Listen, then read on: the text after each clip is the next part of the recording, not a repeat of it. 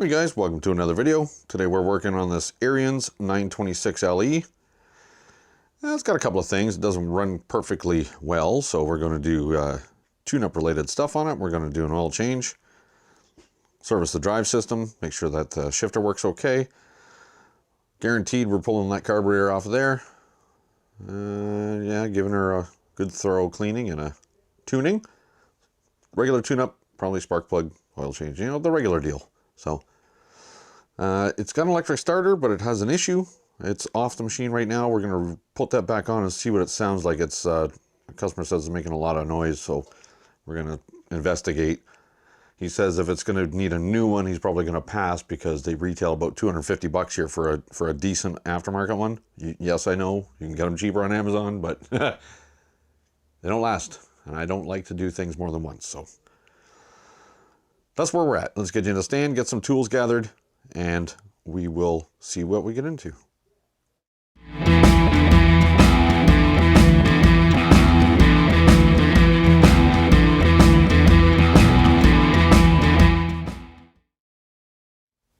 Okay, first thing we're going to do is we're going to pull the carb off there. I've got the ultrasonic cleaner warmed up, ready to go.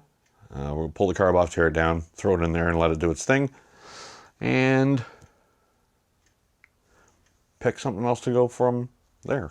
I've got a few things to do. So I'll get you zoomed in just a little bit so you can see a little bit better what's going on in there. And, okay. It's not going to be crazy detail, but, oh geez. Yeah, there you go. Also should note that this is the first video I'm shooting with my wireless microphone. It is so nice not having cords. It's the same lav mic, but no cords. Phillips screw there, Phillips screw there. Swap that out. Put a 5/16 socket for that one. I'm going to disconnect our kill wire first.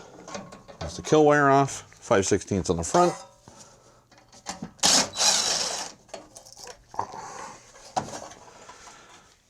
That's off. We should be able to get this cover off now. Oh, choke knob. Choke knob just pulls straight off.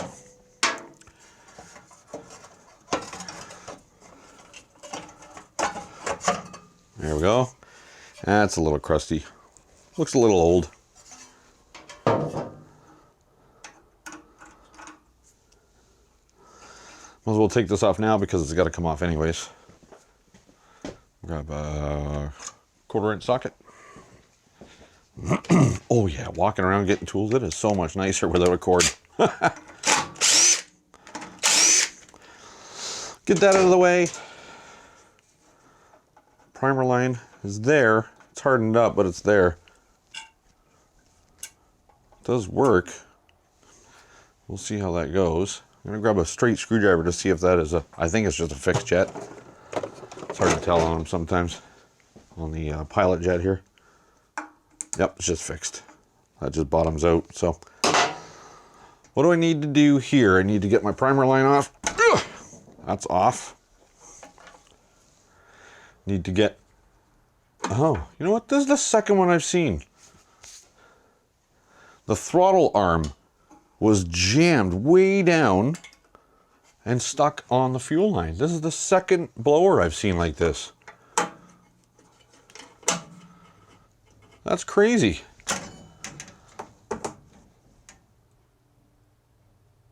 The other one that came in was just screaming. It was wide open. Fuel line's cracked.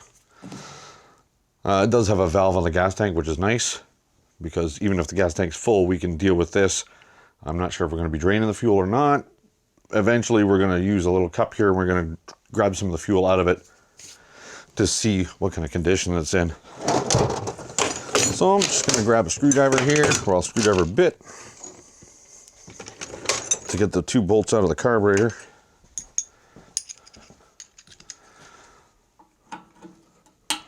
It's nice and loose now. That one out.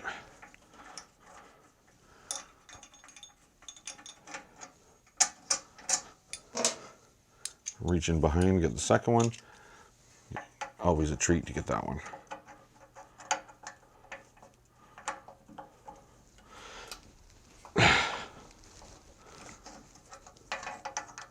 Yeah, the throttle arm was jammed way down. I don't know what the heck is going on. That's, like I said, the second one I've seen.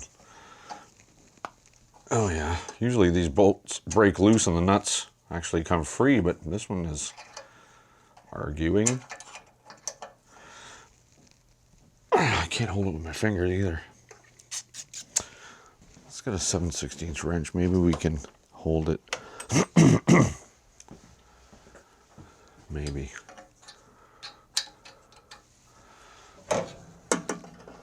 The nut that just keeps wanting to turn. There we go, got her. Didn't take much. I won't need that wrench when I put it together.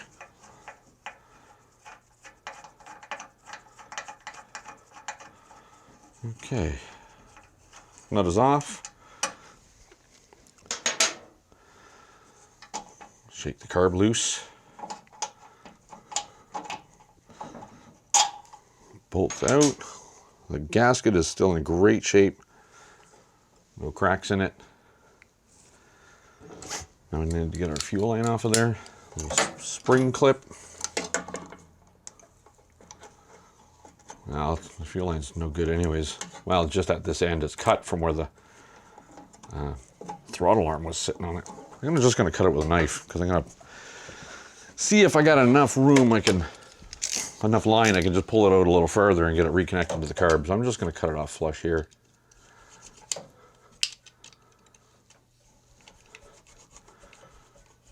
That's cut. Gas looked kind of yellow coming out of there. Now I can get the Z bend out of the throttle rod. It was in the second hole from the end. Just going to set this here for now, the carburetor down to the side.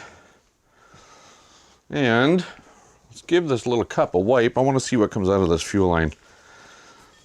The gas tank is right full, right to the top. But we don't know if it's new gas on old gas or what the story is yet. So hold the cup here. We'll just crack that fuel valve. Well, it looks pretty clean coming out of there. Looks pretty fresh. I don't even smell old gas, so we might be okay. Might be all right as far as the quality of the fuel. It's a little cloudy, but we'll drain some more out of it. Yeah, it's coming out nice and clear.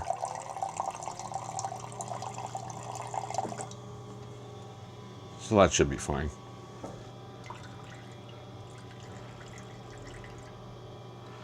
There we go. Now it's time to strip that carb down, so I'll get you guys repositioned looking down here at the bench, and we'll get that carb tore apart. Okay, here we are again on the bench, taking a carburetor apart. We may have done this once before. Well, once on just about every video I do. That's the way it seems to be. Everything needs carb work. So let's get this main jet slash bolt out of here. Doesn't look plugged up on the main jet, but we've seen it before. Bowl looks nice and clean. Emulsion tube is still in there. Gasket still nice and flexible. Let's get our float out of there. You guys even seeing? Yeah, you're off to the side, but you can see there's our float pin. Float.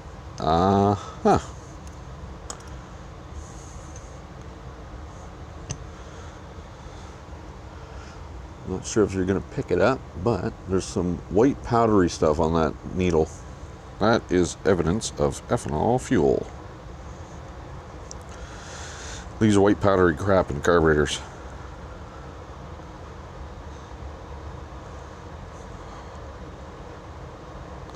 Well, that's clean now. Let's get that pilot jet out of there. That fixed pilot jet. These used to be adjustable on these carburetors. So It's got a hole that goes through here.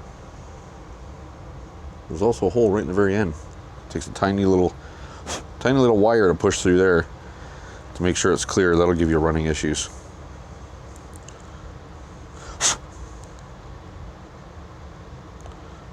Let's see what we got. Oh yeah, pushed a little piece of junk out of there. Okay, that's that. Seat looks okay. It's going to go in the needle seat. That's rubber, and the needle is solid metal. It's going to go in the ultrasonic cleaner anyways. Let's see if we can push that emulsion tube out. That pink plastic piece in there. Gotta be careful because you can collapse them very easy and wreck them. Well, that one just pushed right out. Nice. It's probably the easiest one I've ever done. I wonder if my needle nose will grab that. Got it. Nothing exciting in these. These don't have the all the tiny passages that they used to. There's just 4 holes in it. A little O-ring here. The other O-ring that sits on the top actually usually stays up on the carb there. Which it did. I can see it. So we'll clean this out. I'm going to check this jet too, the main jet. Make sure there's no little piece in there. Piece of junk floating around in there. Well, it looks alright.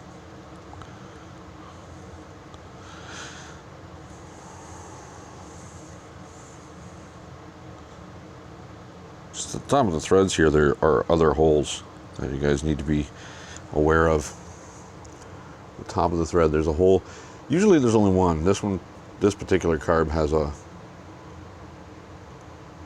that one hole there. But sometimes there's just enough junk on it that you don't really even notice that it's a hole. That's got to be clear as well. People will look through the big ones here and say, yep, it's clear, and through the center. But there is one tiny little hole at the top of the threads there that you need to be aware of as well. It's on an angle like so too. All right. Well, what I'm going to do now at this point is everything's going to go in the ultrasonic cleaner for a bath and spa day for carburetors. And when it comes out, we'll slam this thing together. That gasket should be fine. Bowl gasket. Little powdery stuff on it, but that's fine. That'll come right off. Pretty level. We're going to do a test. I'm going to blow in here. At this point, I should not be able to put air through, but if I lift the float, then the air will flow. Get you guys backed out. You're a little too close.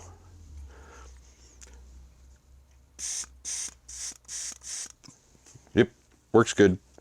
That's on. Get your gasket back on there. Repurpose the gasket because there's nothing wrong with it. No cracks in it, nothing. Still flexible, so we'll reuse it. These bowls that have a notch in them, that's the way they need to go on. That line needs to line up with the flat line of the float.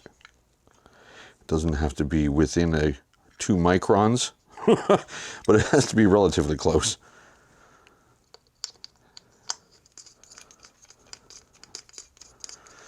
Yeah.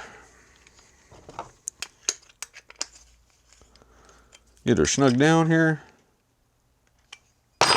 That's it. Doesn't that look nice and clean? It's almost like brand new. All right, let's get it fired back on the machine.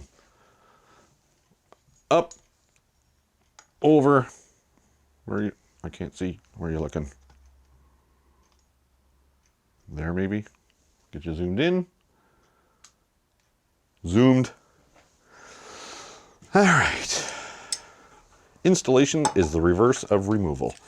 Z bend first in the second hole, remember? I remembered. Did you remember? Fuel line. Get some pliers on that little spring clip.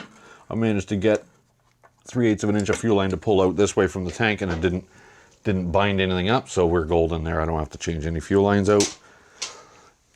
We get our bolt started in the hole. Get the one nut in behind there. Like I said, this one's always interesting to get in. Usually it's not too crazy bad, but sometimes it's just a pain. So hopefully it starts. I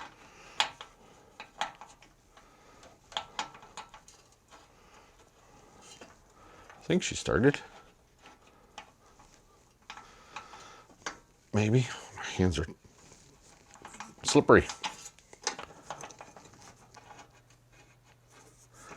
The nut doesn't want to thread easy, so I'm going to swap that one out for the other one, just in case I get a little bit of junk on the threads. Because I don't want to have to hold it with a wrench, I just want it to go on. Oh, we're just throwing stuff around. Where did you go? There. Gotcha.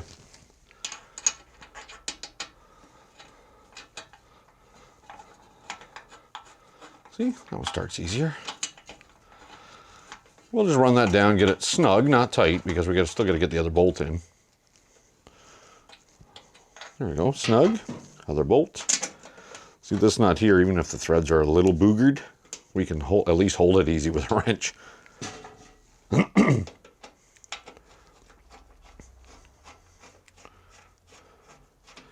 There we go, both bolts are in. Get them snug down. Yeah. Well, the ultrasonic cleaner was going. I don't record video when that's running, so, because it's crazy. It's loud, annoying, and you can't hear me anyway. So while I was waiting for that to finish, I went ahead and I lubed a bunch of moving parts just with spray grease. I took the belt cover off and had a look. Everything appears to be okay in there. There's no, the belts are all intact, and I just made sure everything was lubricated the way it needed to be. I'm not a fan of that. Might have to route this way, because I don't want it touching the throttle, because it's a fine balance on spring pressure, and I don't want it to booger anything up. It might be okay like that. Yeah, it's free. It's clear. Ish. What the heck with it? It's going that way. Okay, ready to put the cover back on. We get our choke rod hooked in there first, because that's the one thing that's going to hold us up. Where's our bolts? There's this one, 5/16 here. Yeah. One in the front. This is also the one that retains the dipstick tube. Started by hand. Just going to run them in a little bit with the driver to make sure that they're actually started. Yep, it's in.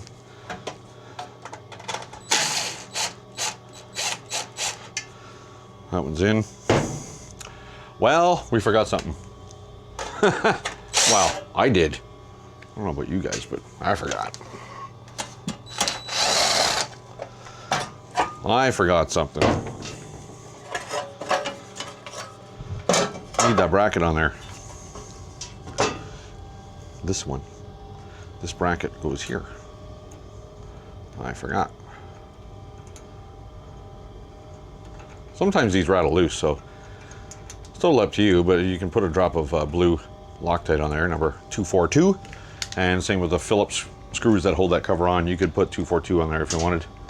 I've never had them rattle loose, but after I've serviced stuff, but I've had machines come in with them loose. So, okay, now that that's back in order, get our choke rod back in there again. Get our bolts back in there.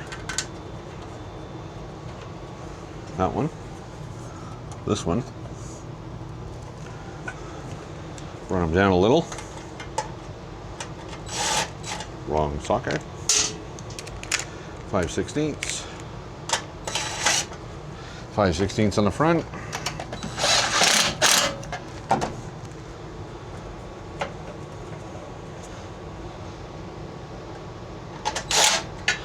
And Phillips on those two screws in the front there. That's what goes on that bracket that you guys forgot to put on.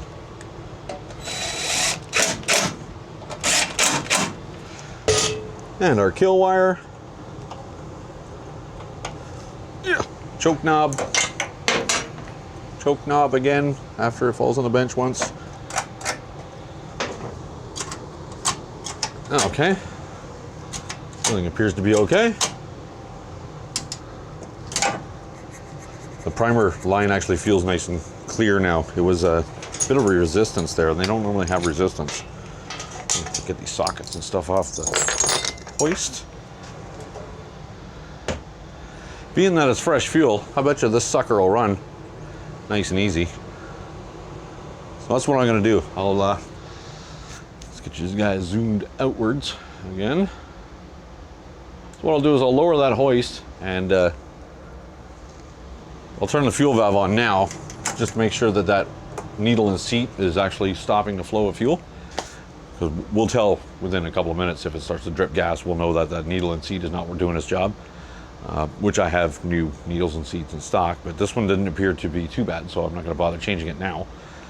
As long as that holds gas and doesn't drip, we'll lower this down and turn the fuel valve on, or make sure the fuel valve is on, and then we'll give her a couple of pulls on the pull cord and see if it starts. Should.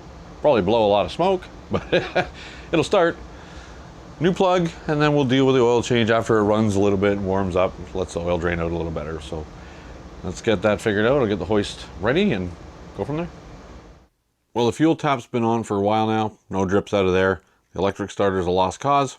I had to look in the back of the starter housing, and the teeth on the flywheel are no good. So even if the starter works, or even if we put a new starter on there, it will damage the new starter. It's just... And for the price of them, he's not interested in paying it, which is fine because it should start just fine with a pull cord. My own personal blower, I don't think I've ever used the electric starter. It usually just starts first, maybe the second pull every time. So speaking of pulling, let's give it a shot. So fuel tap is on. It's got lots of fuel in it. New spark plug. There is oil in it. It's dirty, but it's in there. Give her some choke, give her some throttle. Actually, you know what I'll do is I'm gonna get my screwdriver now and my tachometer, just so I can set the maximum speed. I don't want it to be too high. 3,500 or so is about right. I think the minimum idle speed screw is a Phillips. Nope, same screw, so we'll use it. Number 10 Torx. All right. Are you guys ready? Throttle, a few primes, 5 primes, 6, 7, yeah, that should do it. Contact. First pull.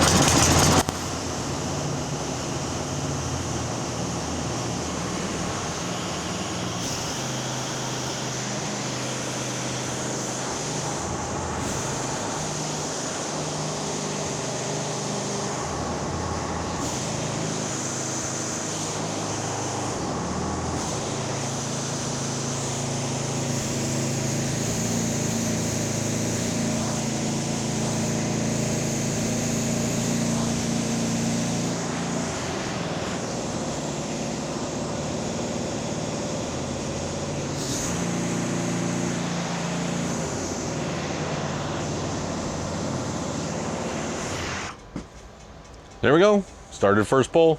It should start that well for the customer every time. So I adjusted the maximum speed to 3,500. Adjust the idle down to it. I don't really need to put a meter on it. You just need to make sure that it's fast enough that it'll idle, but just, you know, slow enough that it sounds like an idle. Kill switch works. The engine's warm enough now that I can change oil, so that's the next step. I'll dump the oil out of it, and we're gonna flip it up on its nose and get the belly pan off and check underneath there, make sure the drive system and everything is working, and that'll be the next segment, so hang on. Okay, oil's been drained out, so it's empty. I've got her flipped up on the nose here, and the shifter doesn't move. So this hexagonal shaft here is what needs to be cleaned and greased, so this rubber faced friction wheel can move back and forth on that shaft. That's what gives you your speeds. Right now this is in high gear, 6th, and as you move to the center, the machine runs slower. So first gear would be near the middle of this metal wheel, and then reverse is on the other side of center. So this machine happens to have 2 speeds in reverse, so it'll be, you know, reverse and reverse 2. Anyways, this should slide on this, and it ain't. I got you guys up on the hoist here, so you might get a little shake now and then. But I gotta get some sandpaper in there. Some memory cloth, sandpaper, something in there. And what I want to do is I gotta clean up the shaft on this side of the wheel first, and then I'll get some penetrating oil on it and see if we can break that free. So it's gonna be a slow, tedious process, and I don't know if you guys are gonna see most of it, but anyways, I gotta get the rust off the shaft first. You know what I'm gonna do? I'm not gonna do this by hand. I'm gonna grab my little grinder in here. I got a little 90-degree die grinder, air grinder, and I'll put a Scotch-Brite wheel on it so it's not too aggressive. And I'm gonna buzz that down with that. But it's noisy and annoying, so I'm gonna kill the mic and put some music behind this thing. So hang on.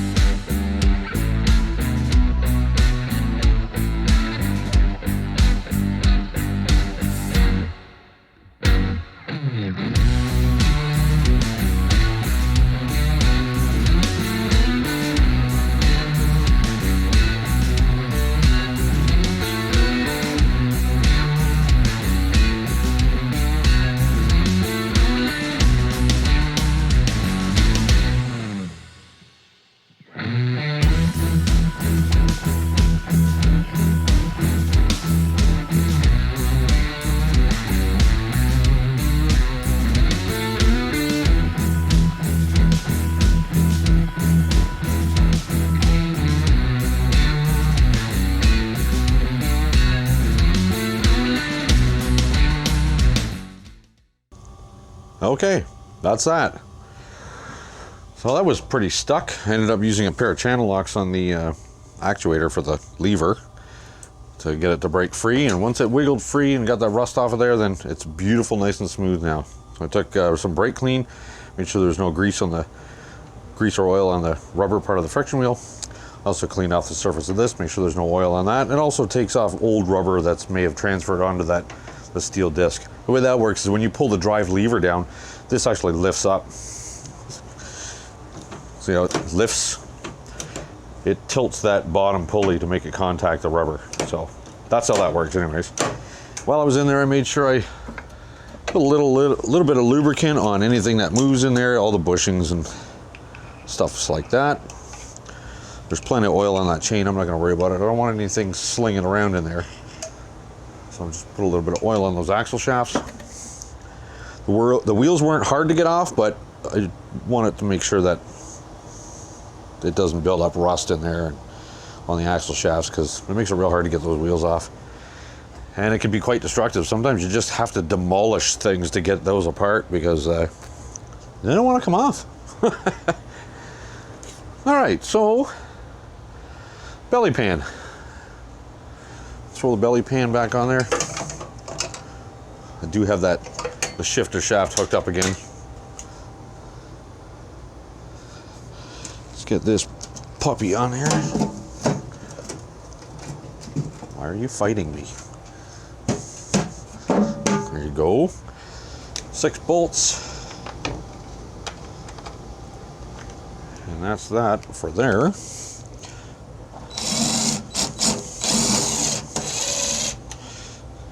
These go in the sides. There's a short one on the top, 2 short ones on the top, and 4 long ones down on the sides. But you can't get to these side ones with the wheels on, so that's why I pulled the wheels off in the first place.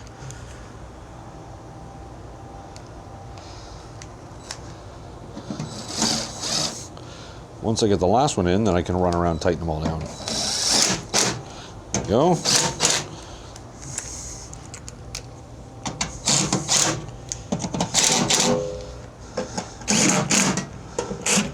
This particular machine does have a grease fitting on the shaft.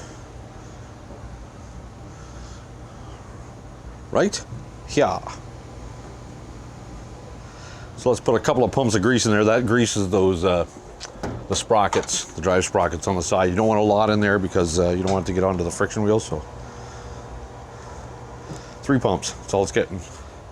That's all it's getting. There was grease in it. I just wanted to make sure that there's enough in it. So that's that. Let's get this side wheel on there. Oil on the shaft there.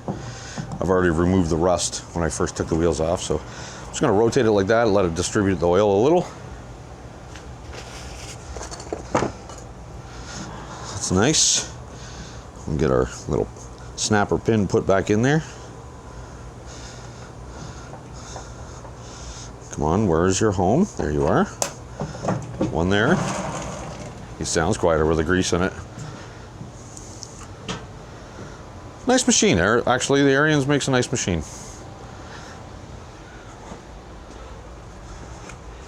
Put this one on there. Give her a spin. Get that oil distributed.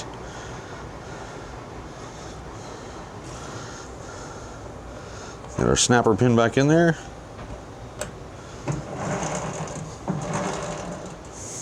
There we go. All right, get you back on a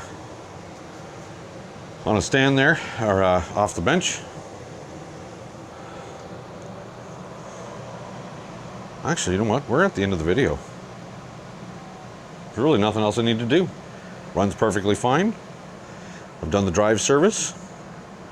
Finished the axles. I already checked the belts. They're fine. Lubricated everything that needs to move.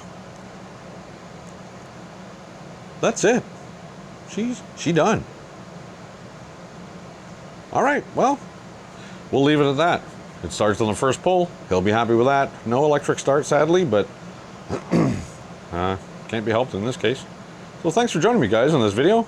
Don't forget to like, comment, and subscribe. If you do subscribe, give that bell a dingle. It'll notify you when I upload new videos. Thanks again, and as always, till the next video, take care.